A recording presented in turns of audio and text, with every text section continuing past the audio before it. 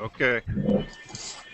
Welcome to KineticsLive.com and our live chat on religion and hip hop, the new terrain. I'm Jamie Wooten, founder and host of KineticsLive.com. We assembled a great panel today of scholars on religion and hip hop, and we want you to be involved as well. I want to thank everyone who has logged on to our fan page, Kinetics Live on Facebook, and submitted questions. But you also can get involved via Twitter.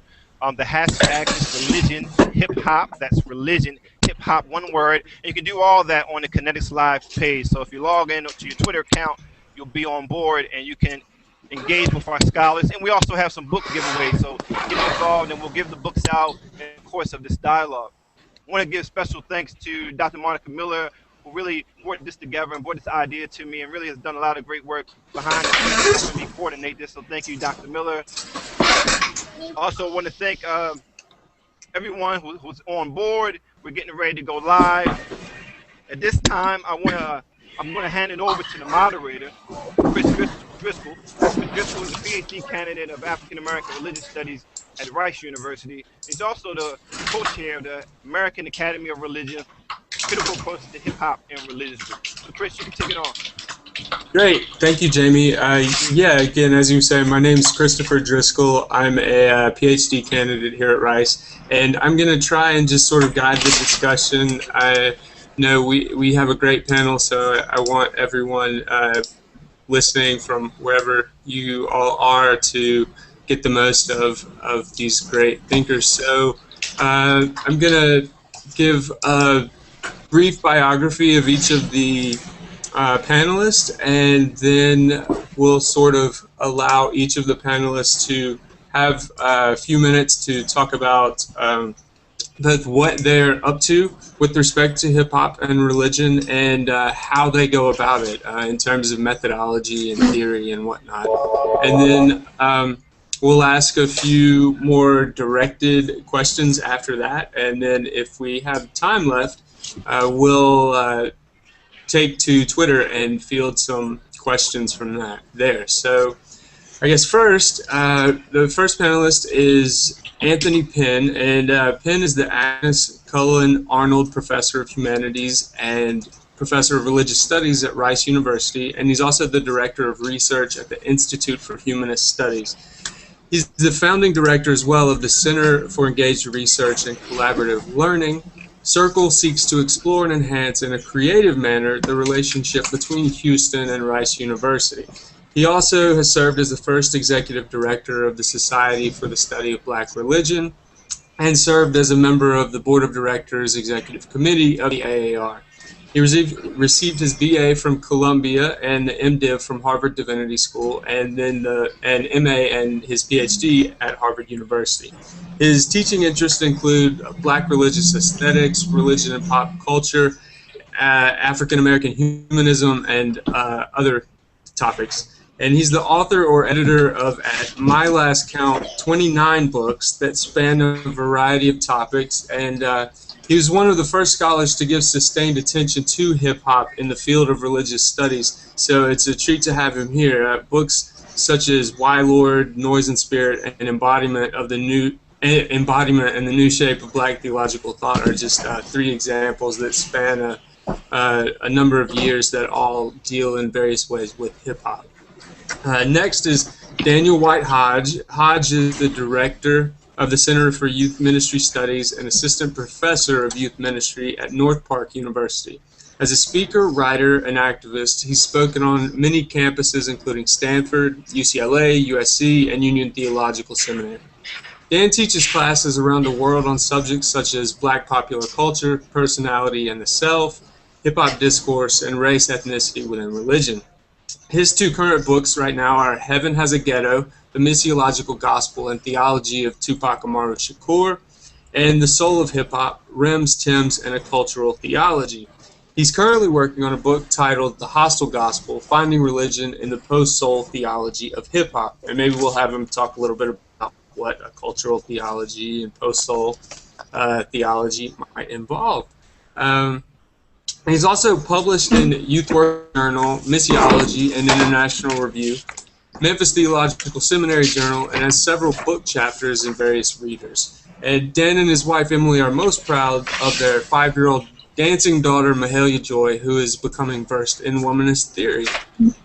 Uh, Next is Ebony Utley, an expert in popular culture, race, and romantic relationships. Her book, Rap and Religion: Understanding the Gangsta's God, addresses all of the above by closely examining the juxtaposition and seeming hypocrisy of references to God within rap music. In her other research, Utley examines how Americans talk about race and religion, asks probing questions about women's experiences with infidelity, investigates beliefs about marriage, and explores a tenuous relationship between hip-hop and love. Her writings have appeared in a variety of publications, including Black Women, Gender and Families, Critical Studies in Media and Communication, Truthdig, Ms. Magazine, Religion Dispatches, and Women in Language. In addition to national radio, print, and online appearances, Dr. Utley lectures at universities across the country and is associate professor of communication studies at California State University, Long Beach. She resides on the web at theutleyexperience.com. Next, Andre Johnson is the Dr. James L. Netters Professor of Rhetoric and Religion and African American Studies at Memphis Theological Seminary. He's also an instructor in communications and African American Studies at the University of Memphis. He's a graduate of UT Martin and holds a Master of Divinity from Memphis Theological Seminary and a Doctor of Philosophy from the University of Memphis. Editor of the Literary Archive of Henry McNeill Turner and the forthcoming The Forgotten Prophet, The Prophetic Rhetoric of Henry McNeill Turner, and lastly, Urban God Talk Towards Constructing a Hip-Hop Spirituality. And then next we have Monica Miller, who is visiting assistant professor in the Department of Religious Studies at Lewis and Clark College, where her research focuses on the intersection of religion and material popular culture. Miller currently serves as a research fellow with the Institute for Humanist Studies, Washington, D.C., and is co-chair of the AAR's Critical Approaches to the Study of Hip-Hop and Religion Consultation Group. She's also principal investigator of a large-scale survey project in Portland, Oregon, which explores religion and youth culture, called Remaking Religion. She's also the author of the critically acclaimed book, Religion and Hip-Hop, and is currently at work on a second book entitled Blacklandia: The Subtleties of Race in Portland. And lastly, J Quest. For nearly a decade, the ministry of Julian J Quest Deshazir has been an exploration in the relationship between music and faith. As artist, this Chicago native has used his unique rhythm to tell stories of deep meaning inside and out of the church. He's a 2007 Holy Hip Hop Award winner and has been celebrated as, quote, living Black history by Urban Ministries International, while sharing stages at every major gospel music festival. His song, So Blessed, was featured on the Grammy-nominated compilation Holy Hip Hop: Taking the Gospel to the Streets. The vision for K West and his pure music brand is to strengthen yet stretch beyond our notions of faith, says the 28-year-old. I believe these stories are universally significant. We only spend a couple of hours in church, and I want to make a soundtrack for the rest of life. As a testament to the versatility of his message, J Quest has been featured on Fox 32 Chicago and in Rolling Out and Black Girl Publications, on Dr. Maya Angelou's XM radio station, at the Children's Defense Fund, and has been a featured performer at the Taste of Chicago Festival. He's a blogger on music producer Pharrell Williams' Kidult site and is a national voice for youth rights. J Quest is a Phi Beta Kappa graduate of Morehouse, where his father, Dr. Robert Franklin, serves as president, and earned his Master of Degree from the University of Chicago Div School. All of this while, beginning in 2010, he serves now as senior minister at University Church in Chicago. J Quest is also a part of the group Verbal Quest, which in 2011 released Batman and Batman, which was the cover story of an August issue of Indigo magazine. And so, with those bios sort of out of the way, but also setting the groundwork for just how great the panelists are, I'd like to turn it first to Professor Penn. And so, Dr. Penn, could you give us a sense of how your own interest in the study of hip-hop and religion sort of got off the ground? What sort of impetus was there that you had to do the work with hip hop that you have done, and also were there any challenges or hurdles that you had to sort of navigate as you started to do this work? Well, over the course of years, academic inquiry into hip hop culture has gained ground within the academy. When I first started thinking about this, it was often the case that folks considered that sort of work fluff, right? That it wasn't real scholarship. Although you had people like Cornel West and Michael Dyson providing kind of intellectual groundwork for this sort of thing, not to mention Dr. Tricia Rose, who provides kind of cultural geography for hip hop, there was still an assumption that real work involves something else. But I'd learned important lessons from Dr. Katie Cannon and Dr. James Cone that there had to be something organic about one's work, that it had to reach into one's own cultural commitments and one's own cultural sensibilities. Hip hop had meant a lot for me as an undergraduate. It provided me with a vocabulary and a grammar, a way of navigating the world, a way of speaking to and speaking from the world. And it was only natural to bring that then into my scholarship as a kind of hermeneutic and as a source material.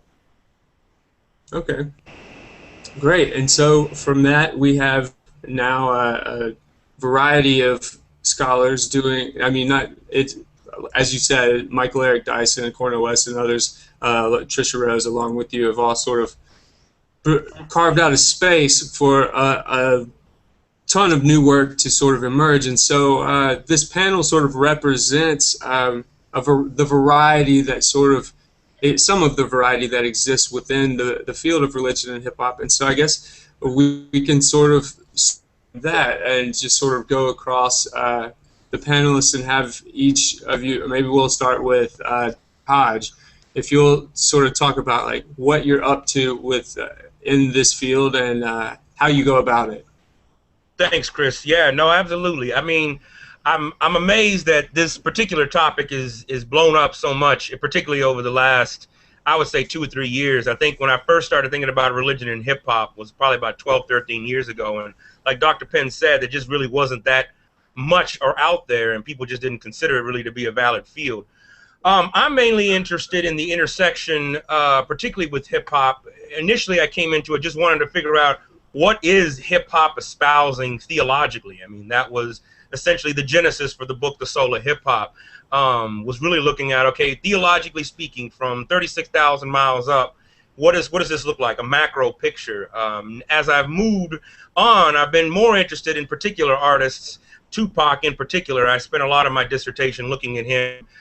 Using a methodology called an ethno-life history, where I look at particular eras. And with Tupac, it was a little easy per se, because he had a beginning, a birth, and of course the death. And so I was able to kind of compact all of that material and just look at what was he espousing, both spiritually, theologically, and how did that connect. And for me, because of my Christian roots, I'm looking at, how does this connect to a Christ figure, to a messianic figure, to a gospel message.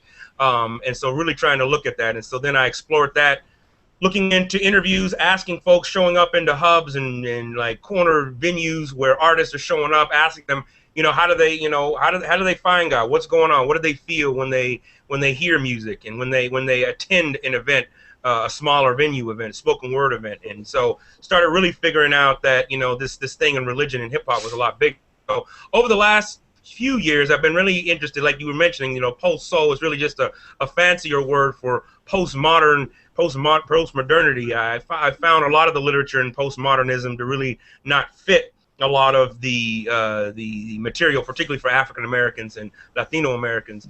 And I mean, I know, like, for example, Raymond Betts writes a book called The History of Pop Culture. And I mean, I think footnotes hip hop, over the last 35 years. And so for me, I'm like, okay, well, there's a lot more to that. And so hip hop was formed in a lot of different disarrays in culture. I mean, the 60s really marked that, particularly with African Americans, with the idea of integration, when, the idea of segregation, people were living together. When integration happened, if you were rich or even middle class, you were able to move out, really.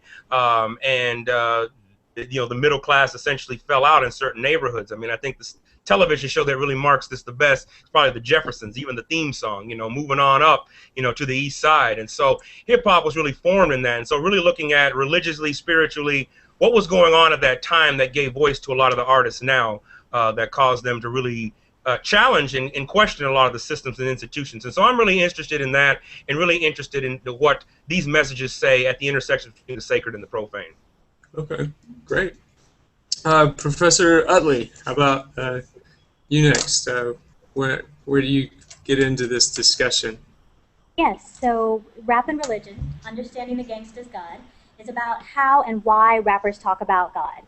So as a rhetorician and a communication person, I'm interested in God as a social construct, God as a rhetorical figure that rappers are using to get things done. So I want to know who God is, where God resides, what God does, what God's gender is, and the various characteristics of God. So most of the book is textual analyses, where I look at the text very closely and I sort of track this figure of God over time. And there's also a segment of the book that talks about, that's survey research, that talks to young people and hip-hop fans and asks them directly who God is to them and how they're interpreting God in the music. Okay, great. Professor Miller, you want to give us a sense of what you're up to? Yeah. Well, really, in religion and hip-hop, it primarily comes under the work that Dr. Pin has done.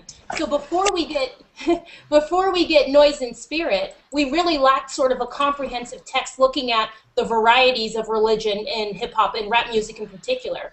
And so what I do in religion and hip-hop is really try to focus on theory and method in general, Chris, and really try to ask a question, which is how should scholars study religion and hip-hop scholarship? And I really felt like we sort of lacked a comprehensive text that laid out the approaches, what are the general assumptions. I'm really interested in this conversation around what motivates scholars to study the religious in hip-hop culture in general. And so that's what I tried to do in hip-hop. And I think really I take a very different approach than probably some of my colleagues on the panel today, and hopefully we can get a little bit into that. And I make an argument in religion and hip-hop that most of the scholarship has been dominated by theological questions, but that we haven't asked questions related to theory and method. And so I feel like religion and hip-hop sort of gives the scholarship of religion and hip-hop a sort of postmodern facelift in a way. That's an interesting metaphor. Definitely, I like it. Okay, Professor Johnson, how about you? What's your take on all of this? Your entry point. Well, first of all, I want to thank you and all of you for allowing me an opportunity to be a part of this, and this is just great. And I come at it at two angles. First, as an academic, because I'm interested in studying how God is constructed in the public arena, how God is used rhetorically, as Dr. Utley has mentioned earlier. So that goes over the gamut, hip-hop, or go back to the 19th century and studying Bishop Henry McNeil Turner.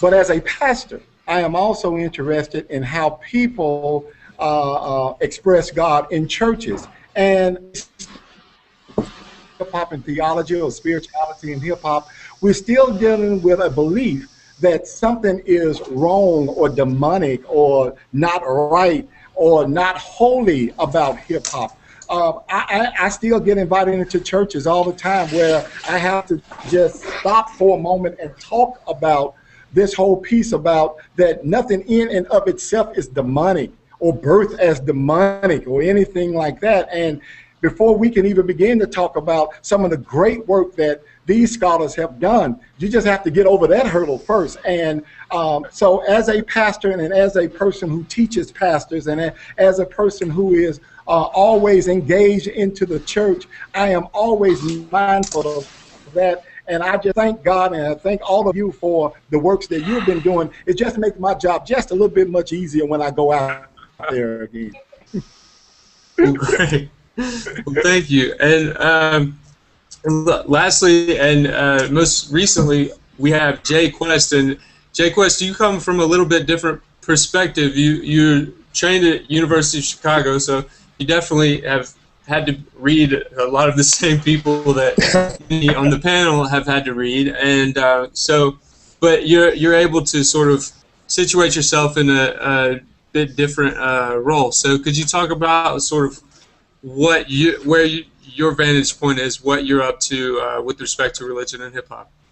Well, I think as serving as both artist and pastor, one of the real challenges has been very similar to how Dr. Johnson brought it up, in terms of always having to go into a place and create an apologetic for hip hop, and an apologetic for why the conversation even needs to happen in the first place.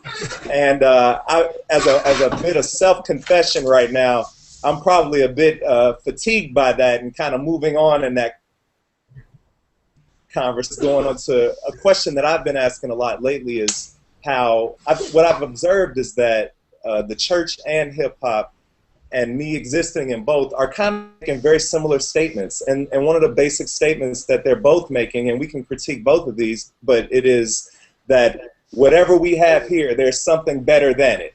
You know, whether it's economic improvement, or whether people talk about heaven or hope or whatever, there's this sense of hope that permeates both hip hop and church life, and those have always existed on two separate streams. And right now, a lot of my work is around trying to bring those streams together and say, hey, a lot of what we're saying is the same thing, but yet at the same time allowing the church to provide a critique of hip hop and the ways in which we go after what we feel we deserve, and allowing hip hop to provide a critique of the church as well, and say, look, this is, you know, you're saying the same stuff from 1968 and it's 2012 and people don't want nothing to do with you, you know. Right. So there have to be ways in which we have a similar conversation that allows us to do some work together with hip hop and with church work together. So that's what I try to do, you know, every Sunday and really every day in my practice and writing and stuff.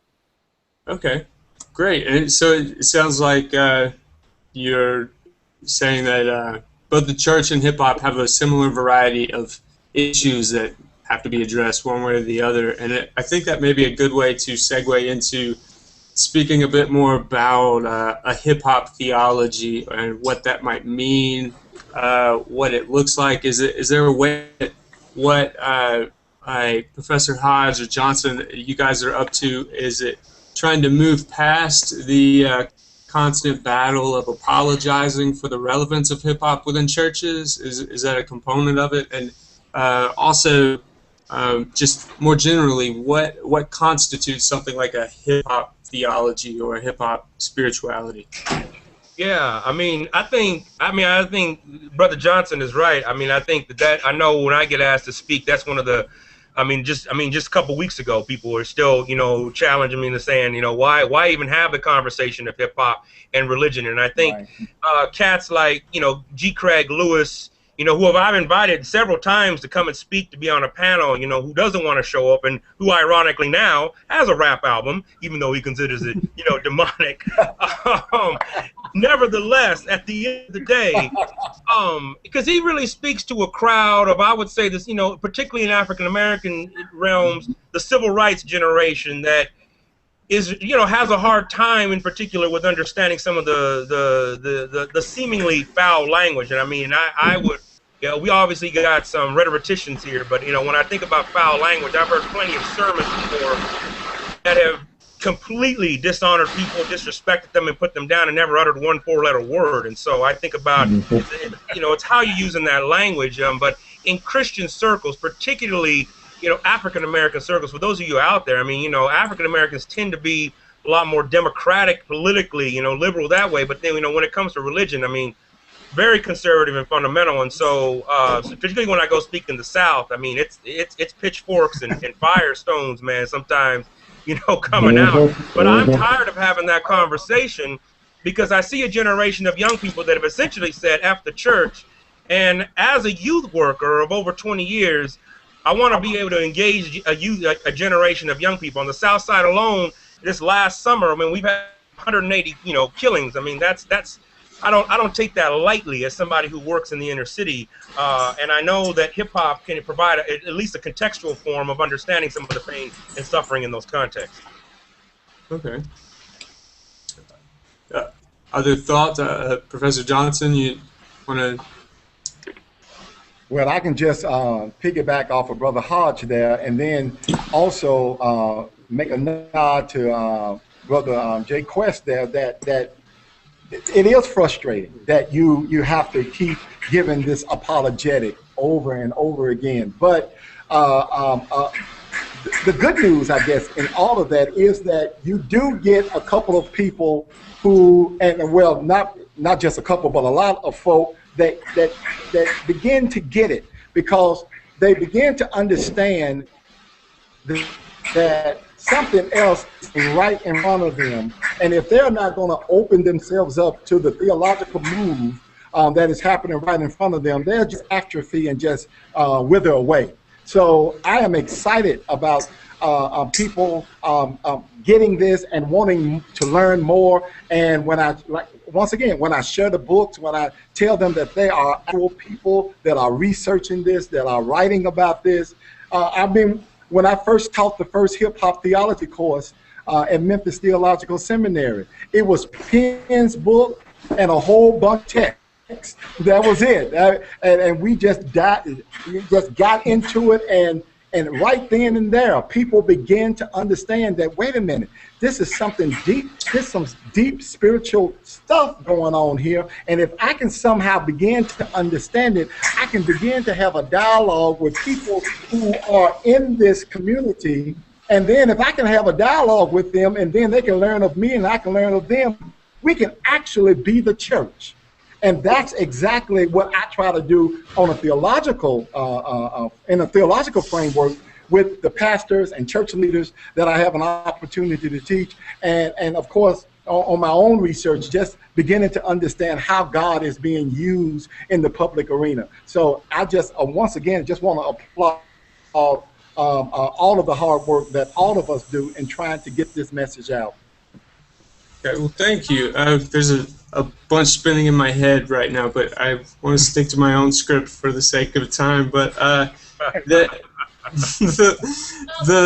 next question, though, sort of involves God. So, I mean, like, I just heard the word used about 8 or 10 times, and so there's something to this concept or whatever. So, I mean, we could frame it in a variety of ways, and I think it would be relevant for almost everyone on the panel. Maybe Professor Utley, you could start us off, but I mean, there's ways that God won't seem to go away, even for the people who within hip-hop who don't seem to want much use for God. And then there's these other groups within hip-hop and the church that retain this useful rhetorical device, and then there's others still who have a variety of doctrines of God. So I guess could you just start us off by talking about what the gangsta's God is? Is that one thing? Are there different things at play there? Yeah, first of all, I define the gangsta as a persona. So the gangster is not a gang member. It's not an organized crime, mafia-style gangster. The gangsta is a persona that people put on to feel less vulnerable in the world.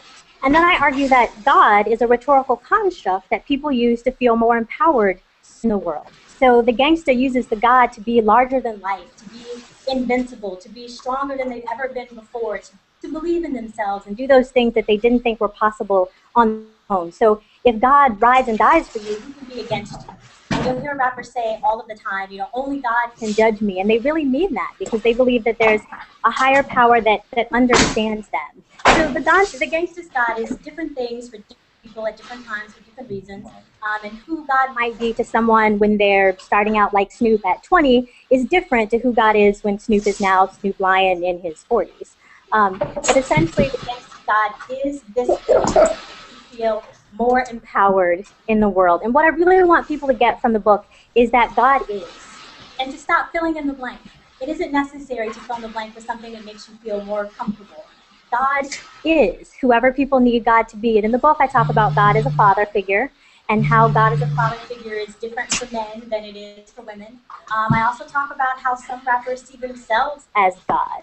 So not necessarily an outside force. There's a God out there in the world somewhere that's working on your behalf, and there's also a God down here that is you. There isn't someone outside of you that you need to look for your strength and empowerment. The God down here, sometimes represented in the gangsters as they walk the earth. So I'm just working on expanding these notions of God, so there's room for everyone. So there's room for hip-hop folks, so there's room for church folks, so there's room for different religions in general in this broader social construct of God. Yeah, I mean, it sounds a lot like the variety that's found within hip-hop sort of models the variety found in Christian churches or other monotheistic traditions as well. I think maybe, Monica, you want to jump in sort of in using your sort of deconstructive methodology to talk about that and see sort of where where your work goes with the similar concept. Well, I think, Chris, I think first thing of all, it's important to note that, I mean, even all of us here on the panel, that we don't approach data or cultural data with big interpretations or the same kinds of understanding of even asking the basic questions. See, one of my frustrations with religion and hip-hop scholarship has been that we often write this, you know, we write the scholarship and we do this, you know, all of these important sorts of analyses, but we're taken for granted the very terms that we ourselves are using without really sort of being upfront about our own motivations or understandings of the word. So just even in your basic question about theology, more often than not, a strict or rigid understanding of theology is one that comes from the Christian theological tradition, or one that is monotheistic, or one that has to talk about God. I mean, Dr. Anthony Pinn just recently gave us his book, The End of God Talk, and really in that book, you know, sort of explodes and deconstructs disciplinary sort of, a kind of disciplinary imperialism that forces us to think that, you know, theology has to have God at the center. And so I do think that there is theological play in rap music in particular, hip-hop culture in general. I don't think it's as neat and as systematized as we try to make it out to be. And I don't think that we as scholars are upfront about our own intellectual inheritances, that really 98% of the time we're analyzing it and we're coming from a Christian theological perspective. And I think that's problematic. Okay. Professor Penn, you want to add anything to the comments about your work? Well, I agree. I want to start with a clarification, though, that some of the conversation gives the impression that religion and Christianity are synonymous. Yeah. Right, so if we're talking about religion and hip-hop, we can't really reduce that to the church's relationship to hip-hop. From my perspective, when hip-hop is understood in its most complex ways, it kind of troubles the very foundations of organizational religiosity like the church. Right, so I'm always troubled by easy movements of hip-hop into churches, because Black church tradition involves a kind of imperial move. It's happened over and over again, in which the cultural forms are brought in without any real attention to the content of those forms. So that always worries me just a bit. Yeah. That I'm more impressed when churches are troubled by hip hop than when they embrace hip hop. Yeah. Yeah. Right, because it just seems to me then it's probably a much more complex understanding of what hip hop entails. Because some of the basic assumptions of Black church life are brought into question by hip hop. One is the significance of embodiment, right? That we move through the world as embodied bodies, and these embodied bodies have certain needs and wants. This is difficult for churches, but it's the bread and butter of hip hop. Great. Other panelists want to comment on the distinction between, like, how does oh, go ahead. Go ahead.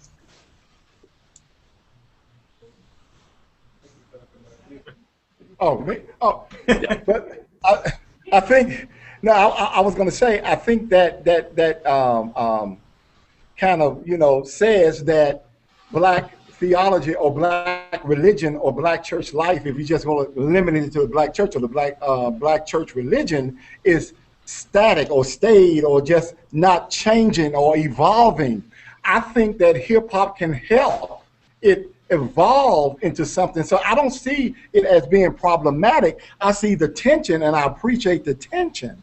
But that does not necessarily mean that theology is not always changed. Theology itself is a rhetorical construction. It is made up of words. It is made up of human language. So if there is, to use a spiritual word, new revelation, or a revelation to a point where, hey, that this is something that is holy and acceptable and good, I don't see a problem with the church saying, okay, embracing that instead of just trying to fight against that. I think that as time has gone on, that theology has broadened, has opened up, and has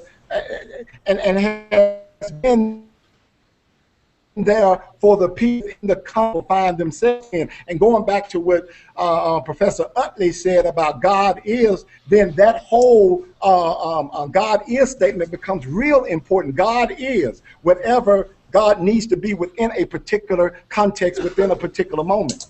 So I don't, I see it might be a good thing. But I would say we have an underlying assumption that's very, very, very, very different. So your assumption is black churches should survive. For me, that's an open question. Yeah, I mean, okay. I think, Chris, also it's important to note. So, this is why I think the work of theory and method is extremely important. I think the work of theory and method is very important because we don't realize that we have these different sort of trends in the field. We have one trend that is black church and hip hop. We have another trend that's focusing on, kind of the language of God or theology or God as social construction. The reality is that when we write our scholarship out, we're not approaching God, which is an assumption, because I don't need God to be I don't need, God to be at the center of theology for it to be theology. And I think that Penn, among others' work has made it very clear we can do theology without God. We actually don't really approach it from social construction perspective. We say we do, but there's a kind of underlying apologetic and confessionality that really undergirds the scholarship, and I think that we really need to parse that out a little bit more.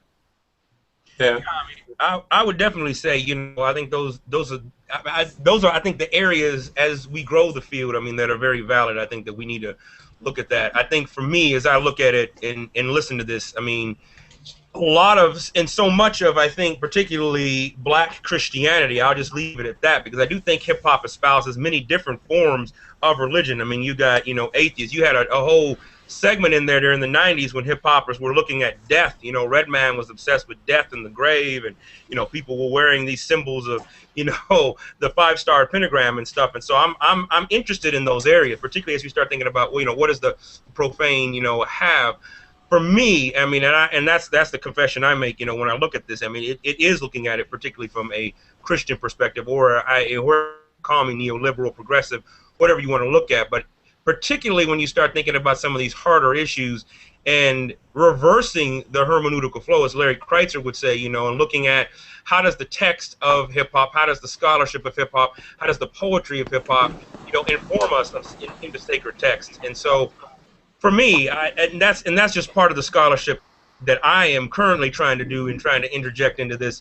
But I don't negate the different areas of study. I do think that that's important, particularly when you start thinking about Christianity and the colonialism that it embodies, particularly for African Americans. When you start thinking about just even going back, solely 100 years ago, and thinking about even what the Zulu Nation represents, and and just contextualizing Christianity and looking at other versions of messianic figures and Isis and Horus and in those areas, those are the areas that I also find to be problematic, particularly within the black church, because when you start asking those, then it challenges the very root. And for a lot of black people, because of the lack of privilege, you're not able to cling on to certain things like certain Euro-Americans are. I know when I go into certain Euro-American churches, I'm there. They're like, oh, tell me about Tupac theology. That's great. One more theological construct to add to the bucket. But in black churches, we don't have that much stuff to hold on to, and so religion becomes so much of a focus that when you challenge it, and so when Tupac says, I went to church, but they're underhanded, what I'm saying? God gave me these commandments, it's like, whoa, wait a minute, I don't want to hear about that. I don't want to hear about, you know, walking into a neighborhood and the pimps are pissed off because they're like, well, wait a minute, you as pastors take more money from us because you guys take all of our women. Then you cutting into my economy right now. You know, people don't want to hear about that. And so I think those are valid areas, and I think I'm excited to see, you know, what comes out of that. Yeah, it seems there's, if nothing else, there's a way that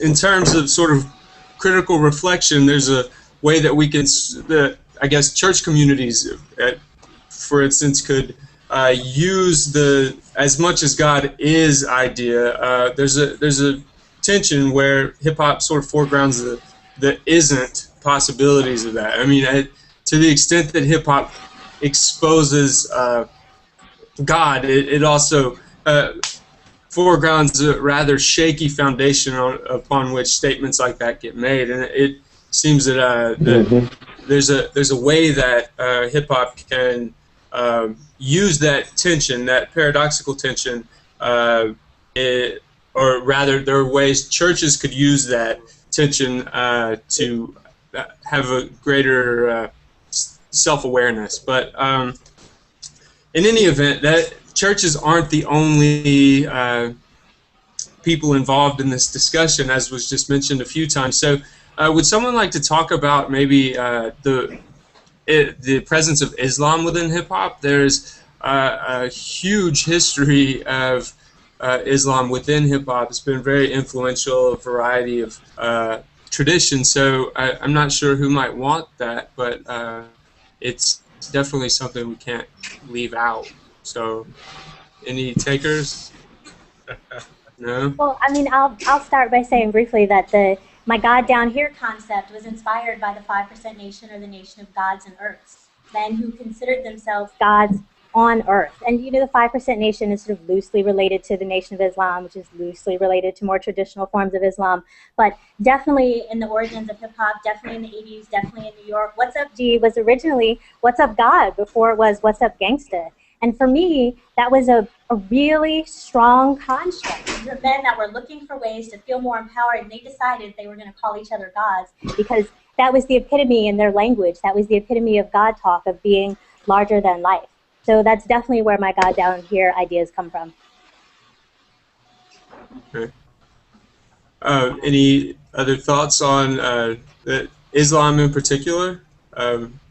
Well, that's one of the things. Well, I jump in. That's one of the things that we try and share with people in the church, people outside the church, people in the community, people who wanted to know about the spirituality, or about spirituality and religion within hip-hop itself, not only in rap music, but the entire culture. One of the things that we have to start doing is just listening and just engaging and being in a relationship with. And once we begin to do that, we can see formations of spirituality, formations of God, formations of religion, or not religion, no religion at all. And that's the only way that we can begin to understand how people are navigating their own spirituality, their own theologies, and how they are viewing God in their particular context, in their own way. Okay, great. It's looking like we're coming on time, so I think I'll ask one more question, and then we'll maybe check with Jamie to see if there's any Twitter questions. But my question, and it's a bit incendiary, and I'm borrowing heavily from Nas, is hip hop dead? And so I guess it's a really, I love to talk about death anyway, but it seems to me though that there's a way that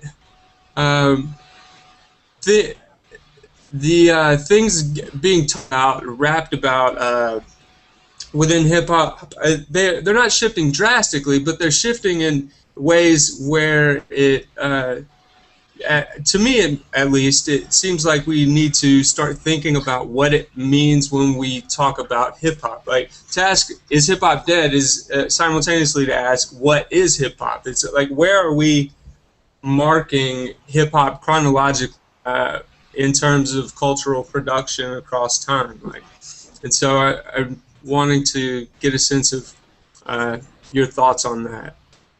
Let's hear from Jay Quest. I want to hear that, brother. What do you got to say? I think. Hold on. Is my mic on? Okay, yeah. I think one of the things that well, let me say this. As an artist, I don't want to be romantic or sentimental about hip hop enough to say like the old hip hop will never be, it'll never be the same again or something like that. Of course, it'll never be the same. It's changing, but is it dead? I don't know.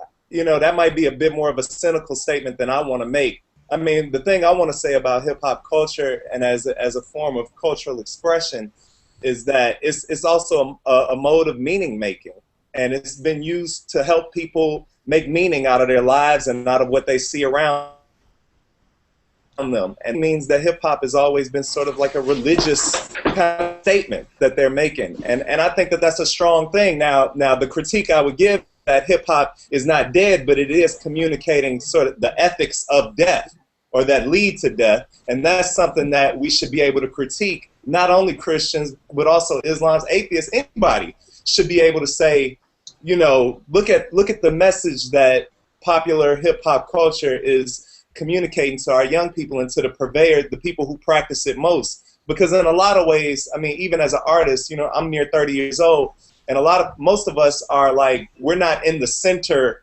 sphere of hip hop practice. We're like we used to be into it real deep, and we know some of the songs. We know who Wiz Khalifa is, but you know what I'm saying. We're not really in the Odd Future and all that stuff like that. So to make those kind of statements about hip hop is dead, I think that kind of statement can only come from inside of the circle. I think that it's not dead, but it is communicating, like I said, to close out, I think it is at times communicating a message that leads to death, and it is communicating a sort of economic impulse that I think every religious or moral or ethical structure that has existed throughout time would critique. So anybody has an opportunity to critique hip hop right now. Right. Chris, I'll go ahead and jump in. I always think that kind of question, because I always, when people ask the kind of question like, is the black church dead? Is the church dead? I mean, right, we have death of God theology, like language of mortality. Derrida talks about like, things can't live on if we don't put certain things to death in the deconstructive kind of spirit, right? So I always think that, mortality language is always fascinating because really the human motivations that go into mortality language, like no, hip hop is not dead if you're making an album, asking a question, is hip hop dead? It just means that it's changing and you're not comfortable with it. And, and I agree with Jay Quest that it's changing and it looks a different way. And we want to hold on to a particular kind of nostalgia around what it should be and what it should look like. Right. So it's a question that's heavily motivated by marketing and human interest and that kind of thing. I'd want to phrase it in terms of location. It seems to me that hip-hop has moved from being a marginal cultural discourse to the center of U.S. life and conversation. And for some, that might constitute a certain type of loss they've named death. Yeah. Yeah, that's a good point. I mean, and particularly in this society, man, where everything is a commodity, I mean, you can sell just about everything, and I think hip-hop and hip-hoppers, I mean, you get somebody who comes from scratch, from nothing, and then you give them a $1.8 million contract, and even though in the reality of things, that might not even be a lot, enough to cover your, your studio costs, let alone trying to get albums out. But nevertheless, $1.8 million to somebody who's just making $4 an hour, that's a lot. And so it goes back to the old saying. I mean, even to quote Trisha Rose in her book Hip Hop Wars, I don't think hip hop is dead. I think it's in critical condition, but particularly in the commercial aspect, there's a lot of madness going on. At the same time, when I go and hang out in some of these places, I find a vibrant hip hop. We use the definition solely of what KRS-One defined hip hop as something that's being lived. I see that being vibrant in a lot of different areas and venues, whether it be spoken word, poetry, whether it be small concert venues. But it is the ongoing conversation and the ongoing debate. I mean, I know this was something that came up even in our class last week about, how is hip hop going to push forward? How is it going to move forward? But I do think that, in that conversation, we also have to be careful because we don't want to demonize hip hop and make it the the instigator of all things evil. You know, sexism was around long before hip hop and Nelly swiping credit cards down the backside of a woman. And so we need to look at some of those things as well and how things come together. And then also we need to go right into a Christian perspective in the Black church. Well, glorify money. Look at that. I was in a church one time where the pastor got up and said, I need a Bentley because God told me this is what I need. You know, and the ushers got up, locked the doors, and people started putting money in that. I mean, that's, you know, that's hip-hop pimping. I mean, you know, like, come on, man, let's be real about it. And I do embrace part of those things that what Dr. Penn was talking about. Those are problematic, you know, areas, particularly as it pertains to the issue of embodiment and sexuality. I mean, you know, no one wants to really have those conversations, but I'll leave it at that. Great. Well, I mean, I agree with what all the panelists. I agree with what all the panelists have said, right? Saying that hip-hop is dead is an incendiary tactic to sort of get people all riled up and create hierarchies between what we consider good and bad hip-hop. But I have my own incendiary phrase that I usually use in response to that. And so I say hip-hop is not dead, but it is getting dumber. And I say that to draw attention to the failings of our public educational system. I support the teachers in Chicago. I believe they are trying to create better conditions to educate the students in Chicago. But when kids are not learning music in school anymore, how sophisticated can we expect our production to be when it comes to hip-hop? When 1/4 of the population in California is functionally illiterate, that means they can't read the instructions on a medicine bottle. Then how do we expect our lyrics to be sophisticated if students aren't reading, if they aren't learning, if they aren't studying religion and philosophy and world history? What are we really going to expect to come out of the music? So I use that phrase as a strategy to say, hey, we've got more work to do when it comes to educating our hip-hop fans so they can create better projects, both sonically and intellectually. Let the church in the wild say amen. Could I add something to that? Yeah.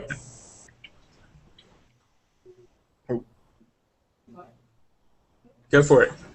Yeah. I mean, I think the things that Evan and Dr. Penn have pointed out are critical in terms of just recognizing that there has been a loss from where it was to where probably we perceive it could be, and that loss could be called death. But at the same time, I mean, I think about how becoming an adult for all of us was in a lot of ways a loss of adolescence and childhood, and that was something that sometimes we think about nostalgically or romantically, but yet at the same time we recognize that we had opportunities to be more mature, to grow, to do better for ourselves, for our community, and the world. And so, you know, the things that we wish we could do, like stop this right now and take recess, we can't do anymore.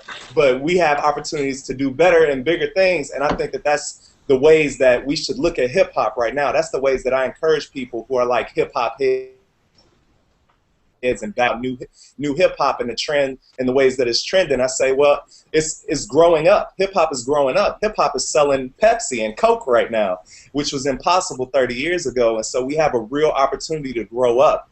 And my only critique is that we are really missing those opportunities and wasting them by becoming dumber, by communicating just this what I would call a messed up ethics or morality system. But so we have to be able to critique those things, but still recognize that hip hop is not dead or dying; it's growing, actually. And Chris, Okay. I just want to go on record real quick that my class here, the Rhetoric of Hip Hop class, said that hip hop is not dead. Thank you very much. Great. Chris, can I jump in on that? Absolutely. Okay.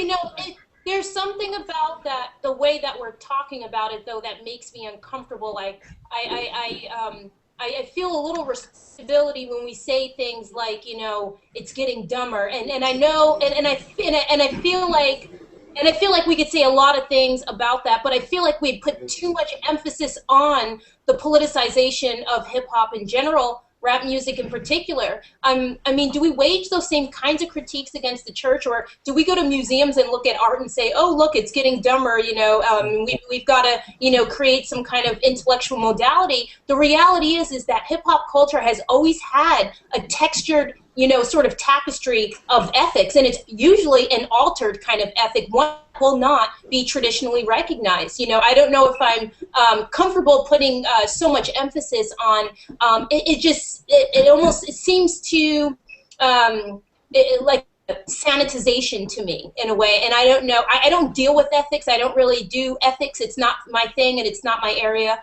I don't see what I do as ethics, and I'm not really here to make kind of ethical claims, but I just wonder what kind of human interests are motivated by these kinds of conversations. I find them fascinating. Okay. Well, I think we're actually past time a little bit, but perhaps, I don't know if you guys, the panelists, can bear with us for a few minutes.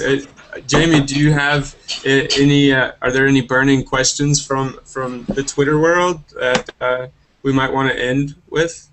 We'll have one from Robert Pennington. I'll give his. He says, how do the panelists think the cultural theographies from the likes of Kanye West or Lady Gaga ultimately influences the theological beliefs of young people?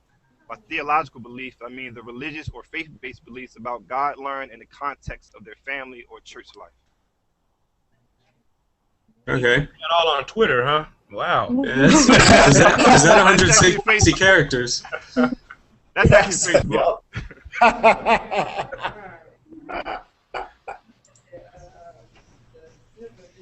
Anyone want to tackle it? Well, I think, to be very brief, I think that we would have to go back to Monica's statement that we have to ask whether those artists are even attempting to make theological statements. We have to ask about their intention to really be able to evaluate, you know, whether they're being successful at it or what they're really doing. Now, I have some thoughts about kind of what the kind of statements that they're making and how they're creating ideas of God, but I mean, something about me is, something's telling me that Kanye West and Lady Gaga aren't quite thinking about God as they're writing their songs, or religion. I mean, something's just giving me that sense, and so I don't try to read too much into them or into it, even though, you know, I do look at the ethical results of a song or something like that. But you know, yeah. Great. In that instance, I kind of disagree. I don't think that intention matters at all. What matters to me is what audiences might do with their text. I'm more interested in the possibilities for interpretation. So when I surveyed the students and asked them who is the most religious rapper, the #1 answer was Kanye West.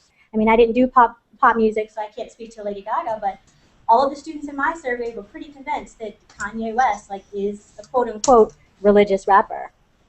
So we'd really have to ask them. My point is, we'd really have to ask them to know exactly how they feel and what they're getting. What, you know, Kanye and Lady Gaga are intending to do is less important than what audiences will take and do with it on their own. That may actually be the perfect way to bookend the discussion then, because it gets us back to the way that the variety of methodologies that we're employing produce a variety of results that I think will it just add to these types of discussions in the future as hip-hop continues to grow and evolve and all of that. So I guess we'll probably close it off now. Let me just, hey, Chris, real quick. Sorry, I just want to plug the new journal, which I think almost everybody on here is on the editorial board, Journal of Hip Hop Studies. And so, if you're out there, if you're watching this, you got a piece. This is a scholarly, academic, peer-reviewed journal. We're hoping to have our first issue out by early 2013. At this point, we'll probably just be putting 2 out a year, but as we grow, we're going to do this. A Journal of Hip Hop Studies. We've got an all-star board. If you email me at dwhodge@northpark.edu, dwhodge@northpark.edu, I'll give you some more information. Or if you just Google Journal of Hip Hop Studies, we got a website. It's a call for papers. No deadlines yet as for the essays, but hey, come one, come all. We're looking to broaden this discussion and to actually have special issues like this as well. And I know I spoke with my good friend Bakari Kiwana yesterday, and I know he's trying to start a rap sessions panel on this very topic of hip hop and religion. So I think there's more to come. So I just wanted to kind of plug that. Thanks for allowing me. Great. Cool. Anyone else want to mention anything? Okay. Well, then I'd like to especially thank Jamie for hosting and Monica Miller for the idea and the inception for this. It's been a pleasure for me. Thank you all for letting me moderate, and thank you all for being here. Thank you to everyone who's tuned in. We hope to do a whole bunch of other things involving these types of issues with hip hop and religion. So again, thank you, and I guess that's it. Thank you, Chris. Thank you. Thank you. Good being on with everybody. It's a pleasure. Thank you for letting me be a part. Thank everybody. I want to let everyone know out there too that the books are available on the website, so you can get their books. Please do that. We have our scholars who are there, who have their books. Please get their books. Jay Quest, I know, has got to stick a new single, so that's online as well. So let's make sure. Oh, let me get say a lot of school down there. Also want to let everybody know next month we'll have Randall Jelks and Ron Neal. We'll talk about Benjamin Mays, so they'll join us, Randall Jelks and Ron Neal, on their 2 new books coming out. And then we have Dr. Carrie Day and her new book, Unfinished Business, in November. So again, thank you guys. Again, thanks, Monica. And thank you. Enjoyed you very much. Thank you. Well, thank you, Chris and Jamie, so much. This was awesome. All right. Thank you. Keep it going. All right, guys. Bye-bye.